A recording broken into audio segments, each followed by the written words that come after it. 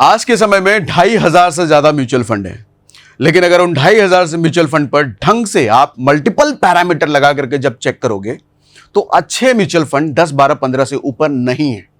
लेकिन सबसे बड़ा कंसर्न है कि हर म्यूचुअल फंड अपने आप को बेस्ट बोल रहा है, हर म्यूचुअल फंड मार्केट कर रहा है अपने आप को, तो वो 10-15 म्यूचुअल फंड जो अच्छे वाले हैं वो कैसे चुने? CAGR देख करके, जो यूट्यूब पर हर कोई बताता है? नहीं चाचा, CAGR बहुत छोटा सा फैक्टर है। असली फैक्टर उस CAGR के अंदर 6 लेवल और अंदर घुसना है।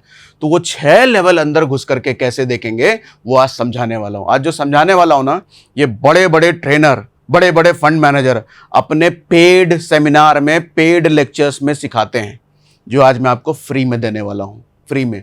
और मुझे तो लगता है कि भैया यूट्यूब पे तो मुझे कहीं ऐसा कुछ कंटेंट नहीं मिला है जो आज आपको सिखाने वाला हूं।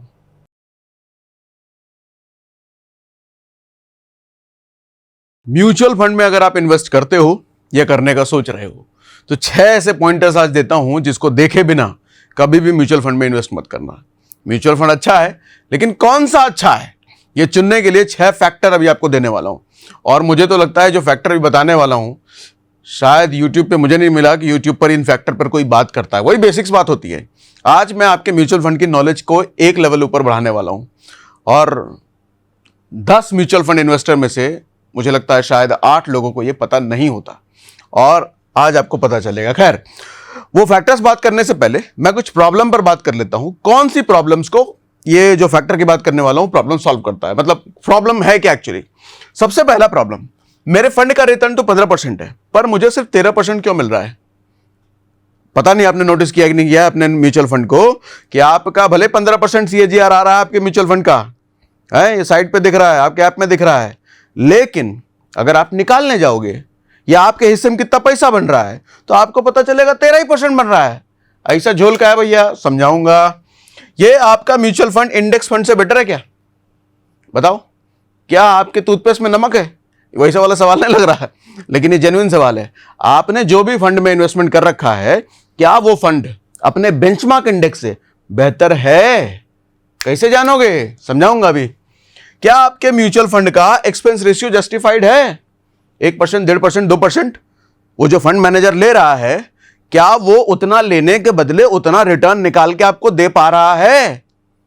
अगर वो 3% ले रहा है या 2% ले रहा है, उससे ज्यादा रिटर्न निकाल के दे रहा है तो ठीक है, जस्टिफाइड है। अगर 2% ले रहा है और बेंचमार्क इंडेक्स से भी कम रिटर्न निकाल के दे रहा है तो गड़बड़ है ना भैया, आपका लुटा रहा है पैसा। फिर कैसे पहचानेंगे? समझाऊंगा। क्या फंड मैनेजर की फीस उसके परफॉर्मेंस के लायक है? फंड मैनेजर जितना रिटर्न निकाल के आपको दे रहा है और आप बदले में जितनी फीस दे रहे हो एक्सपेंस रेशियो के फॉर्म में, जस्टिफाइड है? ये निकालेंगे आज हम। अगर 2 फंड के रिटर्न सेम हैं तो दोनों में कौन सा फंड चुने? पता चले एक पराग पारिक का कोई फंड ले लिया, पता चले कोई मोतीलाल का फंड ले लिया, दोनों सेम बेंचमार्क को फॉलो कर रहा है, लेकिन दोनों का रिटर्न भी सेम है। अब कौन सा फंड बेटर है? कैसे? रिटर्न तो सेम है तो दोनों बराबर है, दोनों एक जैसा है? ऐसा नहीं होता। पता चलेगा 3 साल बाद उनमें से कोई एक भाग जाएगा और दूसरा पीछे रह जाएगा। आज मैं कैसे जानूं कि 3 साल बाद कौन ज्यादा भागेगा? ये बताऊंगा। अगर 2 अच्छा, ये तो हो गया। उसके बाद, क्या इस फंड का रिटर्न स्टेबल है या ज्यादा उछल कूद कर रहा है? आपने जिस फंड में इन्वेस्ट कर रखा है वो भैया एकदम उछाल मार रहा है, कभी कभी एकदम नीचे गिर जा रहा है, तो आपकी धड़कनें भी ऐसे ही ऊपर नीचे होंगी। तो आप चाहोगे ना आपका फंड इतना उछाल हो, इतना नीचे ना जाए, थोड़ा स्टेबल टाइप का फंड हो। कैसे पहचाने? बताऊंगा अभी। क्या आपके फंड ने जितना ज्यादा रिस्क लिया उतना ज्यादा रिटर्न दिया? पहले सवाल तो ये कि रिस्क कितना लिया है कैसे पता करें? बताऊंगा। अच्छा, जितना भी रिस्क लिया क्या उतना रिटर्न दिया? पता चलेगा अभी। क्या सिर्फ 1 से 2% ज्यादा रिटर्न के लिए रिस्की फंड लेना चाहिए? एक फंड ए है, दूसरा फंड बी है, एक फंड 12% दे रहा है, दूसरा फंड 14% दे रहा है, लेकिन पता चले 14% निकालने के लिए उसने आपका कलेजा निकाल के बाहर लाके बेच दिया। इतना ऊपर और इतना नीचे जा रहा है। इतना रिस्क लेना ठीक भी था 2% निकालने के लिए? कैसे जाने? ये बताता हूं। क्या है फंड का ईयरली ट्रेंड? क्या ऊपर, कितना ऊपर कितना नीचे, ये बात करेंगे। क्या फंड ने डाउनसाइड वोलेटिलिटी को प्रॉपर मैनेज किया है? इसका मतलब भी हो सकता है आप कंफ्यूज हो, ना समझ में आओ, समझाता हूं सब। तो कुल मिलाकर के ये सारे प्रॉब्लम स्टेटमेंट हैं, ये सारी समस्याएं हैं, ये सारे मन में सवाल हैं। इनमें से ज्यादातर तो सवाल तो हो सकता है बहुतों के मन में अभी तक आए ही नहीं होंगे। अरे ये फंड ने 17% 20% रिटर्न दिया, डाल दो, बस यही तो होता है। पिछला 20 साल का, 15 साल का, 10 साल का रिटर्न देख लिया, डाल दिया। अरे खाली रिटर्न काफी नहीं है चाचा, 6 और फैक्टर हैं। अब एक एक फैक्टर ध्यान से समझिए। हाँ, सबसे पहला प्रॉब्लम स्टेटमेंट पर बात करते हैं। ये वाला तो हो सकता है आपको पता भी होगा, लेकिन इसके बाद वाला गारंटी है 10 में से 8 लोगों को नहीं पता होगा। हो सकता है ये वाला पता हो, इसके बाद वाला पता नहीं होगा, इसके बाद वाले बाकी 5 नहीं पता होंगे, ये वाला तो हो सकता है पता हो। मेरे फंड का रिटर्न तो 15% है, पर मुझे 13 क्यों मिल रहा है? ये ज्यादा कॉम्प्लिकेटेड आंसर नहीं है। एक्सपेंस रेशियो, अगर आप इन्वेस्टर हो म्यूचुअल फंड के तो ये आपको पता होगा, हो सकता है। खैर नहीं पता तो समझा भी देता हूं। म्यूचुअल फंड चलाने के लिए खर्चे होते हैं कुछ। अब जो फंड मैनेजर दिन रात बैठ करके आपके पोर्टफोलियो को एडजस्ट कर रहा है, आपको ज्यादा रिटर्न देने के चक्कर में दिन रात मेहनत कर रहा है, भैया उसकी सैलरी भी होगी ना, एडवर्टीजमेंट कॉस्ट भी होगा ना, मार्केटिंग कॉस्ट भी होगा ना, सब कहां से निकलेगा? एक्सपेंस रेशियो से। एक्सपेंस रेशियो कितना होता है? आधे % से लेकर के 2.5%, कभी कभी बहुत रेयर पर 3 होता है, 3 तो नहीं होता, 2.5% तक समझ लो, वो एक्सपेंस रेशियो होता है। तो वो आपके उस खर्चे से इतना बड़ा खर्चा मैनेज हो रहा होता है।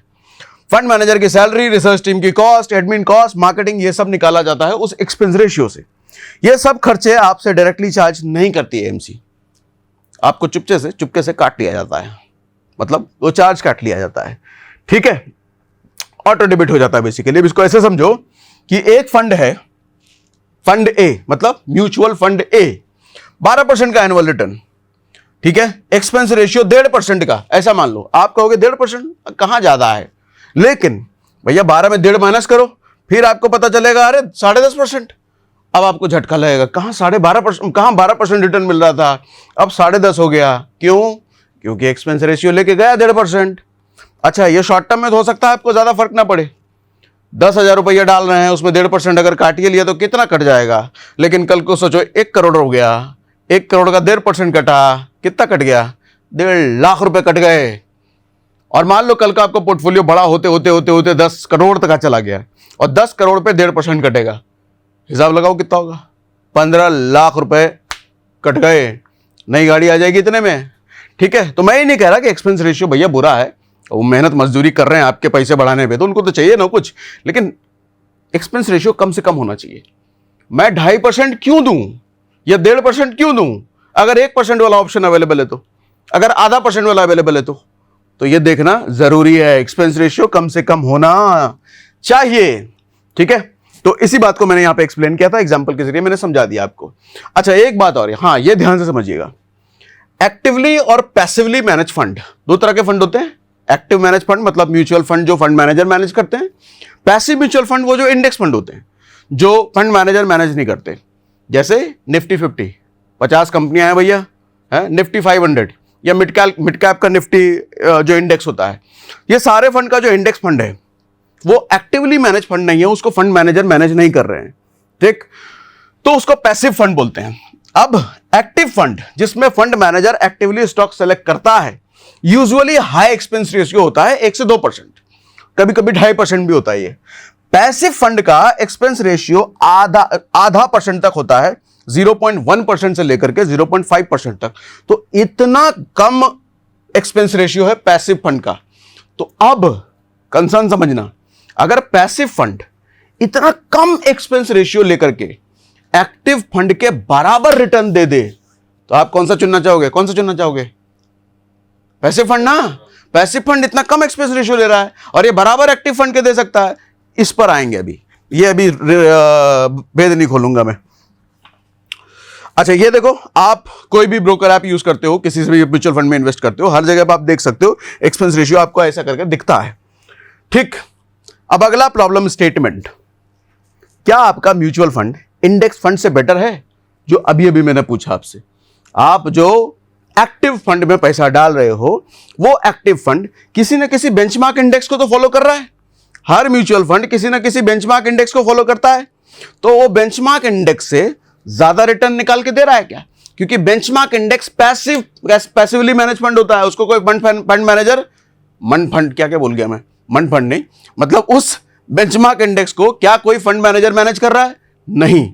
आपके फंड जो एक्टिवली मैनेज फंड है आपका, उसको कोई फंड मैनेजर मैनेज कर रहा है? यस। तो क्या आपका वाला फंड बेंचमार्क से ज्यादा रिटर्न दे रहा है या कम दे रहा है? तो ज्यादा दे रहा है तो बेटर है, कम दे रहा है तो खराब है। तो वो पहचानेंगे भी, क्या आपके फंड का एक्सपेंस रेशियो जस्टिफाइड है, जितना दे रहे हो उतने का वैल्यू मिल रहा है कि नहीं? क्या फंड मैनेजर के चार्जेस उसके परफॉर्मेंस के लायक हैं, जितना पैसा दे रहे हो उतना पैसे के हिसाब से फंड मैनेजर में को रिटर्न निकाल के दे रहा है कि नहीं दे रहा, ये समझते हैं। अब समझो, इसका सॉल्यूशन है अल्फा। ये नहीं सुना होगा या सुना भी होगा। अरे मैं नहीं कह रहा ऐसे सारा बेवकूफ है, मैं ही बहुत जानकार आदमी हूं, ऐसा नहीं कह रहा मैं। बहुत लोग जानकार हैं भैया, मैंने भी किसी से सीखा है, मैं भी सीखता हूं, ईगो पे ना ले लेना। लेकिन यह है कि ज्यादातर लोगों को नहीं पता होता, ये मैं कह रहा हूं। अल्फा क्या होता है? ये समझो, ये फंड मैनेजर का रिपोर्ट कार्ड है।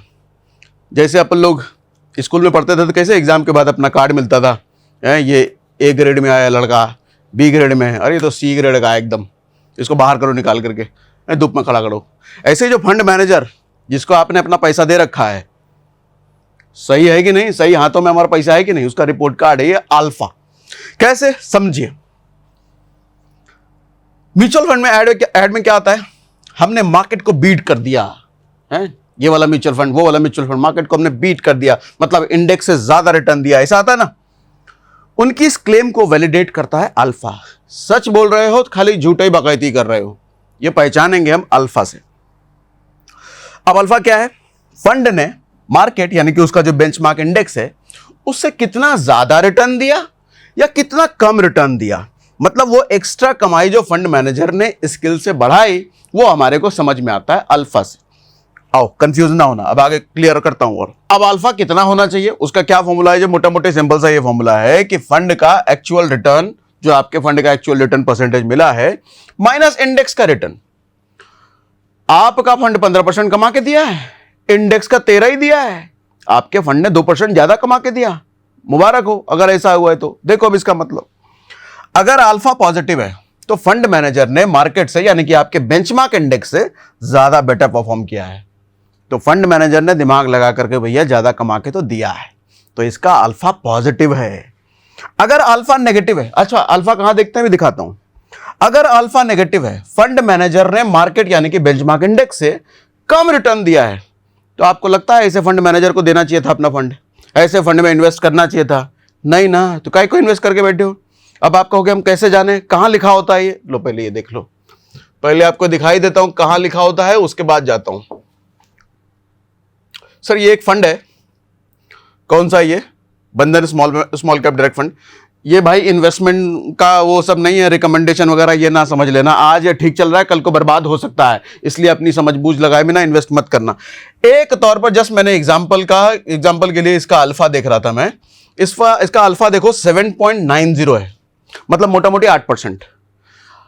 अब 8% अगर अल्फा है, मैंने अभी फॉर्मूला क्या दिया कि आपके म्यूचुअल फंड का रिटर्न माइनस इंडेक्स का रिटर्न, वो जो परसेंटेज आ रहा है वही अल्फा है। इसका मतलब समझना, अगर ये 8% का रिटर्न है तो इंडेक्स ने 10% का रिटर्न दिया होगा, आपके म्यूचुअल फंड ने 18% का रिटर्न दिया होगा। 18 माइनस 10 तब तो 8 आया। बाप रे बाप, मतलब निफ्टी स्मॉल कैप जो कि बेंचमार्क इंडेक्स है और आपका कोई XYZ स्मॉल कैप जो बेंचमार्क इंडेक्स से 8% ज्यादा रिटर्न दिया, क्या बेहतरीन म्यूचुअल फंड है यार। समझ आ रहा है? ऐसे समझ में आता अल्फा। अच्छा एक और दूसरा फंड मैंने ले रखा है, क्या नाम है इसका? Axis dynamic bond fund direct, बड़ी बड़ी बातें नाम। अल्फा देखो माइनस 0.05। क्या मतलब है इसका? कि इंडेक्स ने जितना दिया होगा भैया उससे भी कम है, ये माइनस में है। तो पैसिवली मैनेज फंड जो था, इंडेक्स फंड जो पैसिव फंड है, उससे भी कम आपका एक्टिव फंड दे रहा है, और एक्टिव फंड वो एक्सपेंस रेशियो भी ज्यादा ले रहा है। किसी काम का फंड है ये। अब यहां भी मेरी कोई रिकमेंडेशन वगैरह नहीं है, भविष्य में हो सकता है बदल जाए, वो अपना दिमाग लगाना, सिखाने के लिए बस ये बस मैं बता रहा हूं, ठीक है? समझा पा रहा हूं मैं? अब आ गया हूं, कहां गया ये? अगर अल्फा 0 है, इंडेक्स ने भी 10% दिया, आपके फंड ने भी 0 दिया, मतलब वो बराबर है, क्या ऐसे फंड में इन्वेस्ट करना चाहोगे? इंडेक्स ने भी 10% दिया, आपके फंड ने भी दिया, ऐसे फंड में करना चाहोगे? नहीं, अभी वाला ये बताओ। करना चाहिए? नहीं करना चाहिए। पूछो क्यों? क्योंकि आपका फंड एक्टिव वाला जो म्यूचुअल फंड है, एक्सपेंस रेशियो ज्यादा है, उसमें फीस ज्यादा आप दे रहे हो। तो जब पैसिव और एक्टिव दोनों सेम दे रहे हैं तो मैं एक्टिव में क्यों जाऊं, ज्यादा फंड में क्यों, ज्यादा एक्सपेंस रेशियो में क्यों दूं, बेकार है वो। तो अल्फा हमेशा पॉजिटिव हो, ऐसा ही म्यूचुअल फंड देखिए। अब तक आप क्या देख रहे थे, CAGR 15% है इसका, बढ़िया फंड है, डाल दो पैसा, ये देख रहे थे, ये देखा था आज से पहले। ऐसा कई बार होगा, CAGR अच्छा होगा, 18% होगा, 20% होगा, अल्फा कम होगा, अल्फा नेगेटिव होगा। तो ये देखकर आज के बाद डिसाइड करना, अल्फा खराब है, फंड खराब है, मारो गोली उसको। ठीक, आ गया हूं।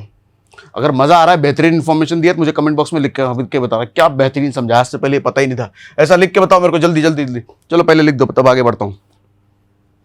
अरे लिखो भैया, चलो अगला बताता हूं फिर। ऐसा हो सकता है CAGR अच्छा हो और एक्सपेंस अल्फा माइनस हो सकता है, ये भी हो सकता है।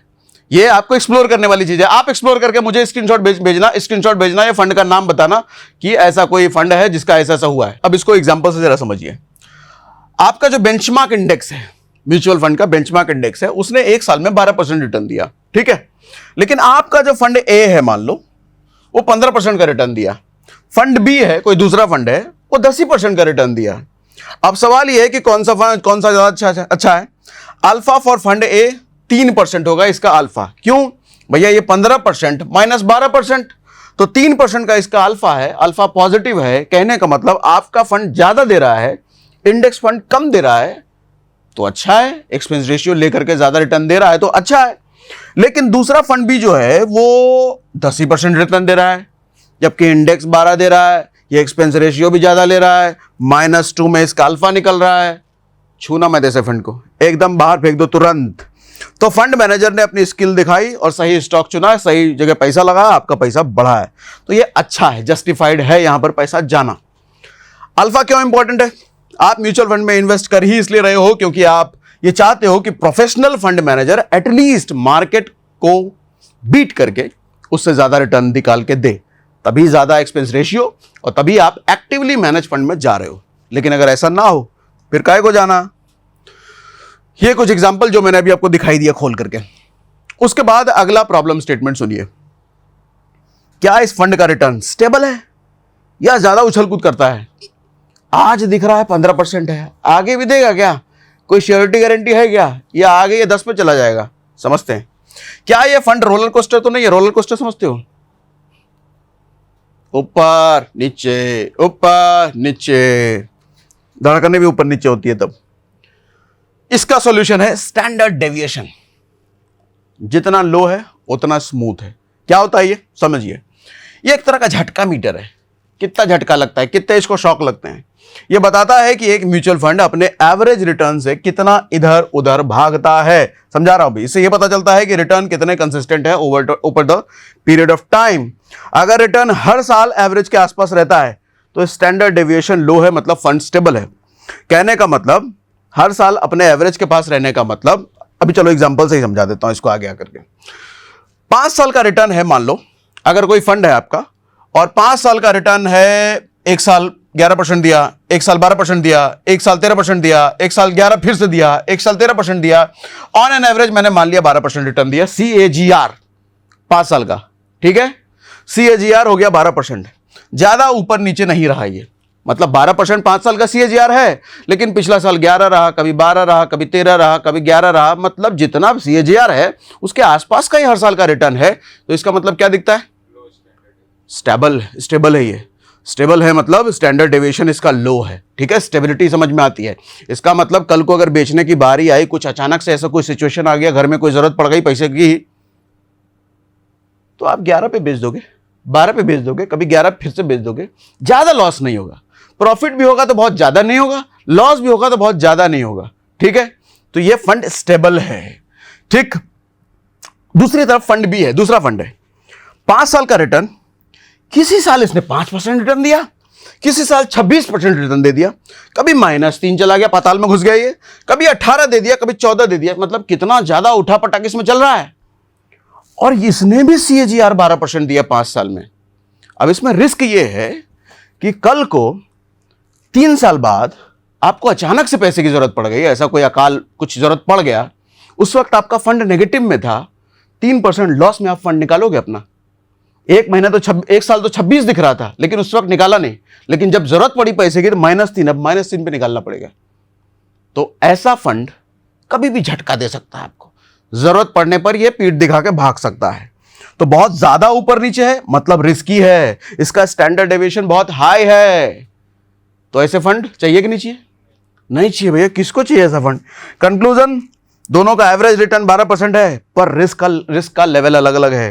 तो अभी जो हम बात कर रहे थे शुरुआत में कि हम सिर्फ CAGR देख करके जाते हैं, CAGR तो दोनों का 12 था, है? कौन सा कैसे चुनते? सही कौन सा कैसे चुनते? स्टैंडर्ड डेविएशन बताया ना। फंड बी में पैसा डालते वक्त टेंशन ज्यादा होगी, क्योंकि पता नहीं आने वाले अगले साल में भैया 5% मिलेगा, 50 मिलेगा या -50 मिलेगा। स्टैंडर्ड डेविएशन ये हेल्प करता है। ऐसे में म्यूचुअल फंड कैसे सेलेक्ट करें? अगर रिटर्न सेम है, लो स्टैंडर्ड डेविएशन वाला फंड लो। स्टेबिलिटी चाहिए, सरप्राइज नहीं चाहिए, लो स्टैंडर्ड डेविएशन वाला फंड। और उसके बाद स्टैंडर्ड डेविएशन की वैल्यूज होनी कितनी चाहिए? सर 3 से 6% अगर है तो रिलेटिवली स्टेबल फंड है वो। अगर 10 से 15% है तो वो थोड़ा वोलेटाइल फंड है, मतलब ऊपर नीचे ज्यादा वाला। लेकिन 15% से ज्यादा है तो झुलाएगा बहुत ज्यादा आपको। तो आप डिसाइड करो कौन सा वाला फंड आपको चुनना है। Standard deviation for mutual fund by category. देखो, इक्विटी म्यूचुअल फंड जो होता है वो वैसे ही ज्यादा उठा फटक उसमें होता है, मैं डायरेक्ट स्टॉक की बात कर रहा हूं। Debt mutual fund comparatively stable होता है, बहुत ज्यादा उठा पटक उसमें नहीं होती है, तो उसका स्टैंडर्ड डेविएशन आपको लो मिलेगा। आप हाइब्रिड फंड की बात करो तो इसका स्टैंडर्ड डेविएशन ना बहुत ज्यादा हाई ना बहुत ज्यादा लो मिलेगा, एवरेज के आसपास मिलेगा। इसलिए हाइब्रिड फंड बहुत सारे फंड मैनेजर्स रिकमेंड करते हैं। अब जैसे ये पराग पारिक एक है, मैंने मनी कंट्रोल पे ये देखा, तो ये देखो इसका स्टैंडर्ड डेविएशन दिखा रहा है 10.94, लो वोलेटिलिटी लिख के भी आ रहा है 10 का मतलब ये। तो लो वोलेटिलिटी अगर आपको पसंद है तो ऐसा फंड आपके लिए है। अगेन कोई रिकमेंडेशन वगैरह नहीं है, प्रॉपर एनालिसिस ऐसे बोल के नहीं, ठीक है। अब अगला प्रॉब्लम स्टेटमेंट, अगर दो फंड के रिटर्न सेम है, दोनों में कौन सा चुने? हैं, दोस्ती यारी में होता है ना, अपना मोबाइल खोला, अरे 15 दिया, तेरा वाला कितना दिया? 15। कभी कोई मन करता है अरे दोनों का सेम ही तो है, क्या फर्क पड़ता है? सेम नहीं है, सेम नहीं है सर, अलग अलग है। कौन सा बेटर है ये कैसे पता लगा है? बीटा बताएगा, बीटा, बेटा नहीं बीटा। दो म्यूचुअल फंड ने एक फिक्स पीरियड में बिल्कुल सेम रिटर्न दिए हैं, अगर ऐसा हुआ है, मान लो 15% रिटर्न दिया है, उसमें बेटर कौन सा है ये डिसाइड कैसे करें? बीटा फंड की वॉलेटिलिटी यानी कि उठा पटक नापता है। अगर ये आपको बताता है कि इंडेक्स के ऊपर या नीचे जाने पर उस फंड की वैल्यू कितना बढ़ने या कितना घटने की उम्मीद है, इसका मतलब ऐसे समझिए कि इंडेक्स अगर 10% ऊपर जा रहा है, रुको एग्जांपल सीधा यहीं से लेता हूं मैं आपको। बीटा अगर 1 है, बीटा अगर 1 है तो फंड बिल्कुल इंडेक्स के जैसे मूव करेगा।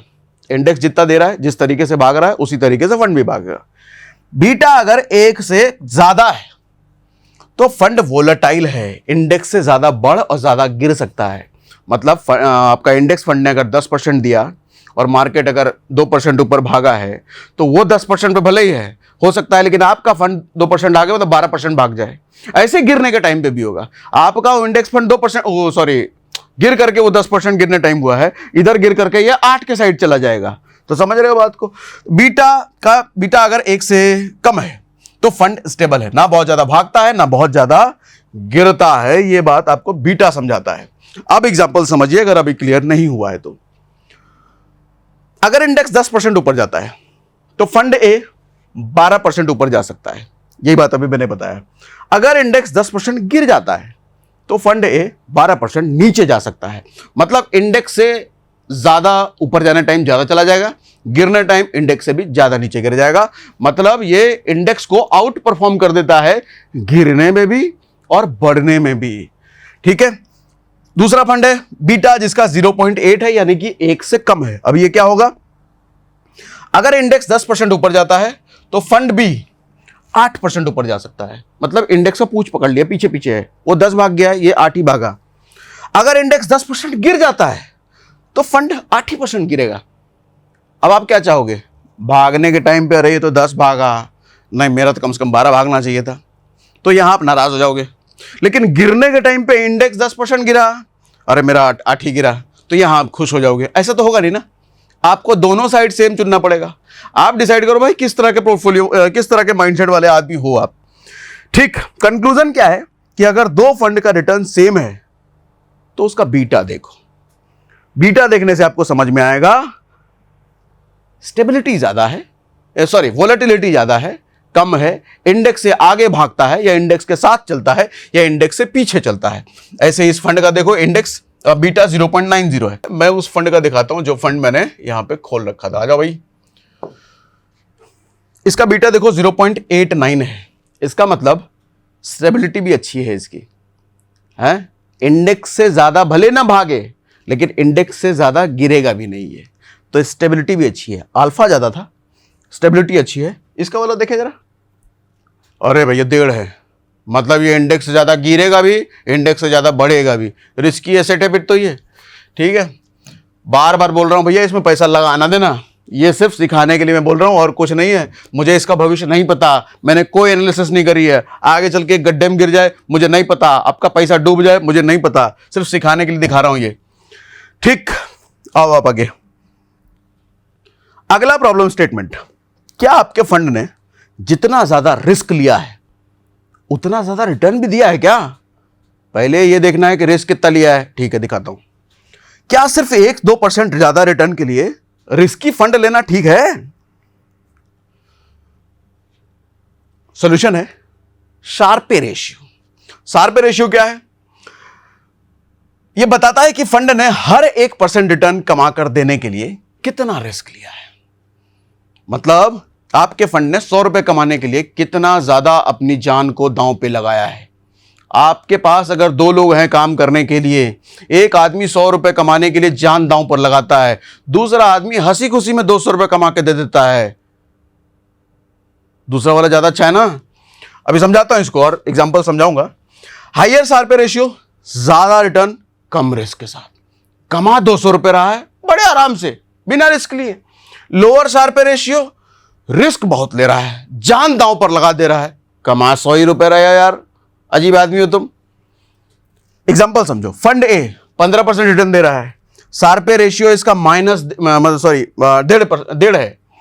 फंड बी 17% रिटर्न दे रहा है, ज्यादा रिटर्न दिया है इसने, इसका शार्पे रेशियो 0.9 कम है।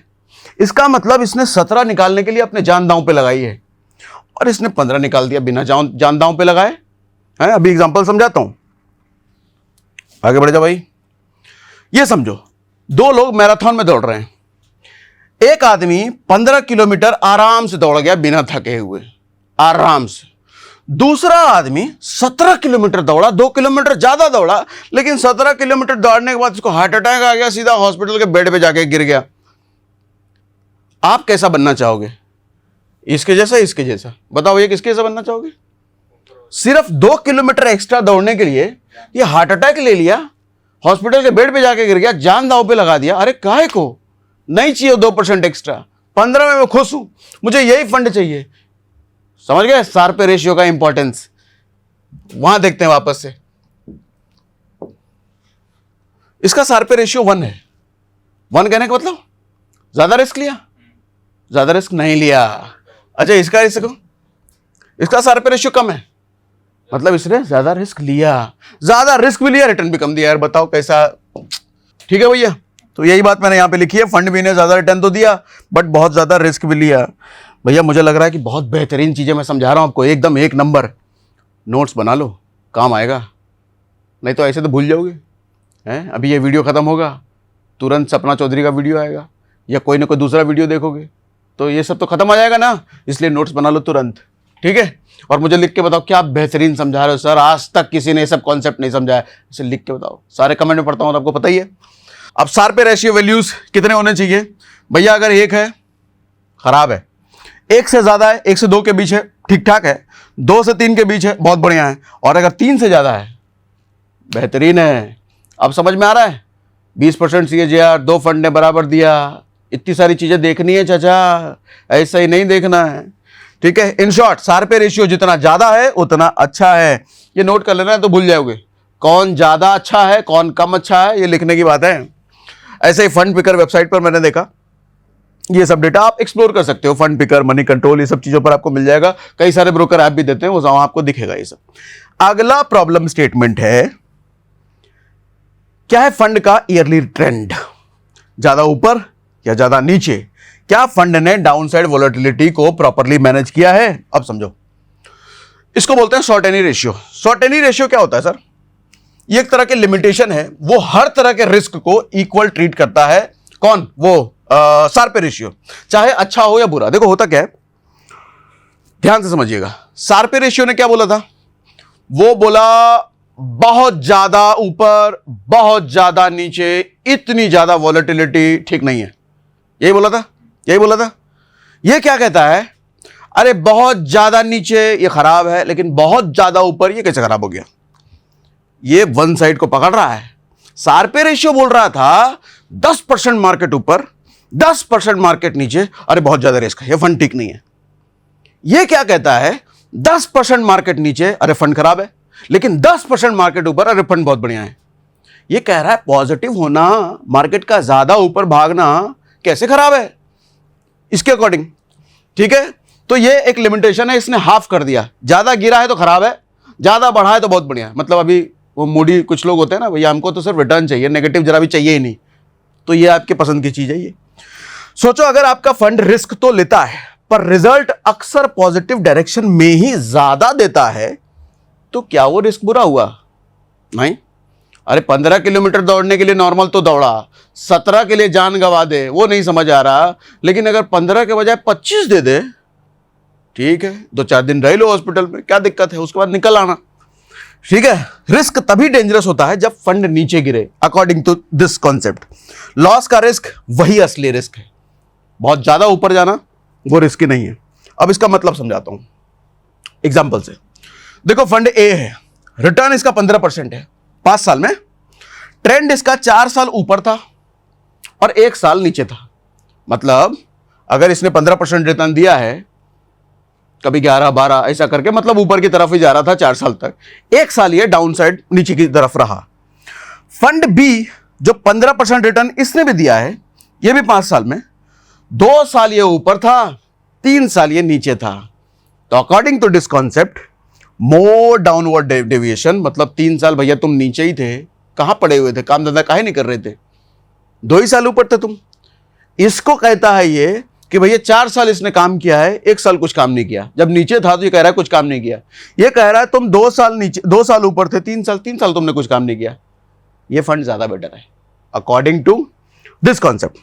अब ये समझो कितनी इसकी वैल्यूज होनी चाहिए। अच्छा, वैल्यूज इसका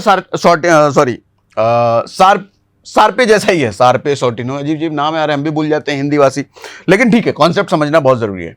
अब जैसे देखो, एक एग्जांपल यहां पर लिया है मैंने, कहीं से स्क्रीनशॉट लिया कि 2 फंड हैं, दोनों 15% का रिटर्न दिए हैं, शार्पे रेशियो 1.1.1.2 1.2 दोनों का है। तो यहां तक आपको देख के लगेगा दोनों फंड बिल्कुल सेम टू सेम है, लेकिन शॉर्टिनो रेशियो जब निकल के आया तो पता चला 1.8 था एक का 0.9 था। अरे ये फंड ज्यादा बेटर है। तो कुल मिलाकर के ये सारे फंडे जो हमने बात करें, ये सारे फंडे देख रहे हो कि एक लेवल की और फिल्टर करने में हेल्प कर रहा है। मल्टीपल म्यूचुअल फंड जब आपके सामने हैं, बेहतर कौन सा है, बेहतर से भी और बेहतर कौन सा है, उससे भी और बेहतर कौन सा है, ये वो पैरामीटर हैं जो आपको म्यूचुअल फंड में बताने का काम कर रहे हैं। और म्यूचुअल फंड लंबे समय के लिए कर रहे हो तो जांच परख किए बिना करना ठीक नहीं है ना, इसलिए बहुत जरूरी है भैया। ठीक है, शार्पे रेशियो सब रिस्क को इक्वल मानता है, शॉर्टिनो रेशियो सिर्फ नेगेटिव रिस्क को खराब मानता है। अब ये अगेन स्क्रीनशॉट मैंने लिया था, यहां पे शार्पे रेशियो। अब जरा उस फंड के वापस आ जाते हैं, उस फंड पे वापस आ जाते हैं। ये क्या कह रहा है, इसका देखो शार्पे रेशियो 1 है, शॉर्टिनो रेशियो 1.70 है। इसका देखो शार्पे रेशियो 1 से कम है, शॉर्टिनो भी 1 से कम है। तो समझ रहे हो आप, समझ रहे हो, मीम था ना, समझ रहे हो पैसा वाला। ठीक है, अब आ गया हो, एक समरी दे देता हूं आपको। समरी ये है भैया, एक्सपेंस रेशियो लोअर हो, जितना कम हो अच्छा है भैया। Alpha higher side, positive side. Standard deviation जितना कम हो अच्छा है, बीटा जितना कम हो अच्छा है, शार्पे रेशियो ज्यादा हो अच्छा है, शॉर्टिनो रेशियो ज्यादा हो अच्छा है, और ज्यादा का मतलब 1 से ऊपर। ठीक है, तो ये थी भैया आज का पूरा हमने समरी। मुझे उम्मीद है बड़ा जोरदार समझाया मैंने, और अगर ऐसा सच में है तो कमेंट बॉक्स में लिख के बताइए। और फ्री में म्यूचुअल फंड इन्वेस्ट करने के लिए हमने डिस्क्रिप्शन में और पिन कमेंट में लिंक दे रखा है। म्यूचुअल फंड इन्वेस्ट कीजिए भैया, लॉन्ग टर्म के लिए वाकई म्यूचुअल फंड सही है, लेकिन लॉन्ग टर्म के लिए, शॉर्ट टर्म के लिए मैं रिकमेंड नहीं करता। और हाँ, हमारे साथ ट्विटर पे भी जुड़िए, व्हाट्सएप चैनल पे भी जुड़िए और टेलीग्राम में भी जुड़िए। और कहाँ जुड़ोगे, सारा लिंक हमने डिस्क्रिप्शन में डाल रखा है। अच्छा, एक बात और अगर आप कहीं फंस रहे हो, कोई कॉन्सेप्ट नहीं समझ में आ रहा, बहुत सारे वीडियो देख लिए समझ में नहीं आ रहा था, आपको पता है ना अपनी एक्सपर्टीज क्या है, देसी भाषा में एकदम सिंपल तरीके से भर भर के एग्जांपल देते हुए समझाना, तो मुझे कमेंट बॉक्स में लिख के वही बताना कि अगला सेशन किस चीज पर आप चाहते हो, कौन सी चीज मेरे से सीखना चाहते हो। बस भैया, बंद करो आज के लिए।